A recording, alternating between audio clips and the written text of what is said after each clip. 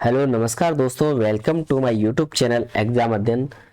अभी हम एक नया टॉपिक लेके आए हैं, संघाई सहयोग संगठन एससीओ। संघाई सहयोग संगठन के बारे में एक एक पॉइंट को बढ़ाते हुए डिस्कस करते जाते हैं। स्टार्टिंग करते हैं। संघाई सहयोग संगठन एक स्थायी अंतर सरकारी अंतर्राष्ट्रीय संगठन है और इसमें बहुत सारी कंट्री हैं। भारत इंडिया की बात है, पाकिस्तान, चाइना वगैरह। तो इसको अंतर्राष्ट्रीय संगठन कहते हैं। ठीक है, एक से ज्यादा देश हो तो अंतर्राष्ट्रीय सहयोग संगठन है। ये कॉपरेशन ऑर्गेनाइजेशन एक टाइप थे। तो जिसकी स्थापना 15 जून 2001 को संघाई चीन में हुई है। देखो, चीन का एक देश, जो चीन देश है उसकी जगह है, यहाँ पे सिटी है संघाई। ठीक है, तो वहाँ पे इसकी स्थापना होती है, इसलिए इसको संघाई दे दिया। सहयोग यानी एक दूसरे देश आपस में सहयोग करेंगे तो उसके लिए एक संगठन बना दिया था, इसलिए इसका नाम दे दिया संघाई सहयोग संगठन। 15 जून 2001 को इसकी स्थापना होती है। इसका मुख्य उद्देश्य क्या होता है? राजनीतिक, आर्थिक और सुरक्षा से संबंधित मामलों में सहयोग को बढ़ावा देना। क्या क्या? राजनीतिक, आर्थिक और सुरक्षा से संबंधित मामलों में सहयोग को बढ़ावा देना है, विशेष रूप से यूरेशिया वाले क्षेत्रों में। यह अब दुनिया के सबसे बड़े क्षेत्रीय संगठनों में से एक है। ऐसे बहुत सारे संगठन है, तो इसमें से एससीओ ना एक बहुत बड़ा संगठन हो चुका है। इसके बारे में मुख्य तत्वों को देखते हैं, जैसे कि संस्थापक सदस्यों के बारे में देखा जाता है तो चीन, रूस, कजाकिस्तान, किर्गिस्तान, तजाकिस्तान, उज्बेकिस्तान। देखो, चीन को निकाल दिया था, ये सब जो कंट्री है एक टाइम पे रूस का ही यूएसएसआर का हिस्सा हुआ करते थे। ठीक है, लेकिन 90 के बाद में अलग अलग हो गए थे। तो इनको मिलाकर के ये संस्थापक सदस्य थे, चीन, रूस, कजाकिस्तान, किर्गिस्तान, तजाकिस्तान, उज्बेकिस्तान। विस्तार के बारे में देखा था, भारत और पाकिस्तान 2017 में पूर्व सदस्य बन गए थे इसके, और 2023 में ईरान भी सदस्य बन गया था। 2024 में जो बेलारूस है 10वां सदस्य के रूप में इसमें जोड़ा गया था।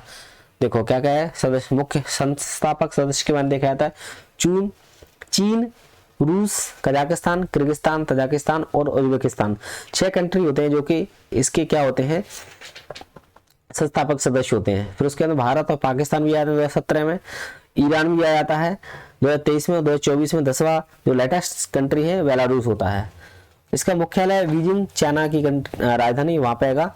और देखो, कंफ्यूज नहीं होना है, बीजिंग हेडक्वार्टर है यहाँ का, लेकिन जो इसकी जो स्थापना हुई थी कहाँ पर हुई थी? संघाई में हुई थी 15 जून 2001 को, इसलिए इसको संघाई सहयोग संगठन नाम दे दिया गया है। आगे देखते हैं मुख्य लक्ष्य है इसके, जो क्षेत्र में शांति हो, सुरक्षा हो और स्थिरता को बढ़ावा देना है।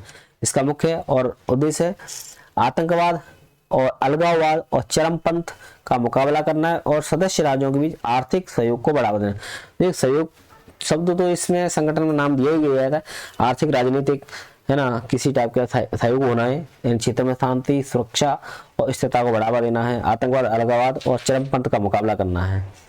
संरचना के बारे में देख लेते हैं। देखो, राज्य प्रमुखों की परिषद होती है इसमें, जो कि सर्वोच्च निर्णय लेने वाली इकाई होती है।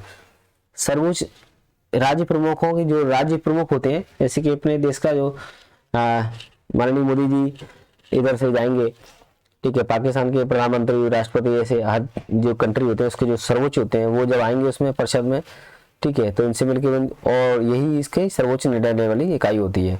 दूसरा है सरकार प्रमुखों की परिषद, आर्थिक मुद्दों पर ध्यान बताती है। क्षेत्रीय आतंकवाद विरोधी संरचना, आतंकवाद, चरमपंथ और अलगाववाद से निपटने पर ध्यान केंद्रित करती है। यानी इसकी 3 संरचना हो जाती हैं। अब इससे जो चुनौतियां होती हैं, भू राजनीतिक और रणनीतिक चिंताएं, इस पर भी डिस्कस कर लेते हैं। देखो, भू राजनीतिक चुनौतियां इनके अक्सर न्यूज में बनी रहती है।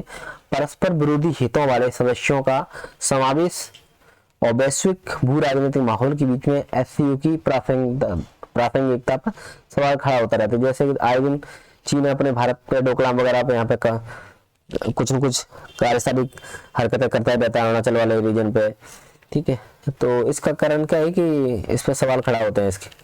चीन, पाकिस्तान, रूस प्रभुत्व, यह भारत को एससीओ में अपनी स्थिति मजबूत करने में कठिनाई का सामना करना पड़ता है, क्योंकि चीन और रूस जो सह संस्थापक और संगठन में प्रभावशाली ताकतें हैं, उनका प्रभुत्व ये भाई जिसकी लाठी उसकी भैंस वही चल रहा है। विस्तार और प्राथमिकताओं का ह्रास, बढ़ती सदस्यता से एससीओ के मूल उद्देश्यों से ध्यान हटने का खतरा है, जिससे नए सदस्य संभावित रूप से संगठन के ध्यान को भटका सकते हैं। आतंकवादी विरोधी मुद्दे, आतंकवादी विरोधी केंद्रीय उद्देश्य होने के बावजूद एससीओ सीमा पार आतंकवाद और गोल्डन क्रिसेंट जैसे क्षेत्रों में बढ़ते मादक पदार्थों, गोल्डन क्रिसेंट का मतलब ये 3 कंट्री होते हैं ना, जैसे अफगानिस्तान, पाकिस्तान, ईरान वगैरह, उनको कहते हैं, और जो मादक पदार्थों का व्यापार वगैरह करते रहते हैं, ठीक है, तो नहीं रुक पा रहे हैं, वो भी चलते रहते हैं। पश्चिम विरोधी रूप, एससीओ आमतौर पर पश्चिम के खिलाफ एक रुख अपनाता है और कुछ सदस्य जैसे अफगानिस्तान तालिबान का भू राजनीतिक लाभ के लिए उपयोग करता रहता है, जिससे भारत को पश्चिमी के साथ अपनी सगाई के साथ सावधानी से संतुलित करना पड़ता है। आगे की राय इसमें ये हो सकती है कि भारत आतंकवाद और मादक पदार्थों के व्यापार से सहयोग को मजबूत करने की वकालत करता है, जबकि सदस्य देशों से द्विपक्षीय विवादों से ऊपर उठने का आग्रह करता है और एससीओ को प्रासंगिक बनने रहने के लिए विकसित होने की आवश्यकता है, यह सुनिश्चित करते हुए कि मूल उद्देश्य इसका ह्रास नहीं होना चाहिए, जिसका मूल उद्देश्य है जैसे एक आर्थिक, राजनीतिक, ठीक है, और शांति वार्ता रखना अपन को, ठीक है, अलगाववाद, आतंकवाद, इन पर ध्यान केंद्रित करना है, वहीं पर है। अदरवाइज क्या, इसके मूल्य ह्रास हो जाएंगे और क्षेत्रीय जरूरतों को प्रभावी ढंग से पूरा करने के लिए अनुकूल होना चाहिए। तो इस हिसाब से ये टॉपिक है, छोटा सा ये खत्म हो जाता है। एससीओ इंपॉर्टेंट टॉपिक होता है किसी भी एग्जाम पे, सिंपल से यहाँ पे मेंस की दृष्टि से पूरा हो जाता है, लेकिन यदि प्री की दृष्टि से पूछा जाता है तो भाई इसमें संस्थापक सदस्य कौन थे, इसका जो हेडक्वार्टर कहाँ पे होगा, इसकी जो क्या बोलते हैं, इसकी स्थापना कब होती है, 15 जून 2001 को कहाँ पे होती है, संघाई में होती है, ठीक है। तो इस टाइप से क्वेश्चन पूछ सकते हैं। थैंक यू, जय हिंद, जय भारत।